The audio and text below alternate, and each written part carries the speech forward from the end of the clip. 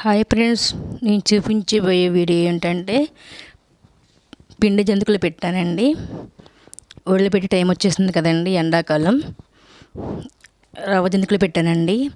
రవ్వ వడలు కూడా పెట్టాను, కానీ రవ్వ వీడియోలు తీయలేదండి. రవ్వ పిండి జంతికలు పెట్టే విధానం చూపిస్తాను చూడండి. దానికి కావాల్సినవి పచ్చిమిరపకాయల అల్లం మిర్చి పట్టుకోవాలండి. పట్టుకొని ఒక లోట ఉప్మా రవ్వకి 4 లోటాలు నీళ్ళు పోసుకోవాలండి. పోసుకున్న తర్వాత అందులో సరిపడగా జీలకర్ర, 2 స్పూన్లు జీలకర్ర వేసుకున్నానండి. 4 స్పూన్లు నువ్వులు వేసుకున్నాను. సరిపడగా సాల్ట్ వేసుకున్నాను.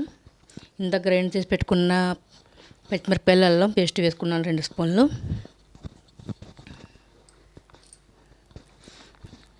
వేసుకున్న తర్వాత దాన్ని బాగా మరిగించుకోవాలండి. రుచికి సరిపడగా సాల్ట్ వేసుకున్నాను. బాగా మరిగిన తర్వాత ఉప్పు సరిపోయిందో చూసుకోవాలండి. చాలపోతే వేసుకోవచ్చు. అందులో అండి లోట 1/2 కేజీ రవ్వ వేసుకున్నానండి. 4 లోటాల వాటర్కి 1 లోట రవ్వ తీసుకున్నానండి.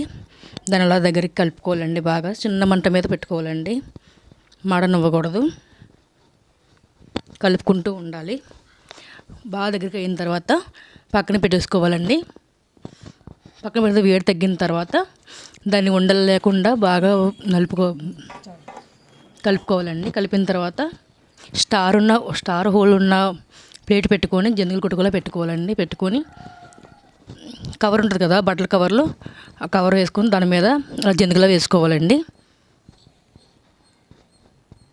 నేనైతే 1/2 కేజీ పిండి తీసుకున్నానండి. అలా ఎండలో వేసుకున్నా పర్వాలేదండి, ఇంట్లో ప్యాన్ కింద వేసుకున్నా పర్వాలేదు, ఆరిపోతాయండి. అదిగోండి నేను వేసుకున్నాను. అలాగే లోట పిండికి అన్నీ అయినాయండి.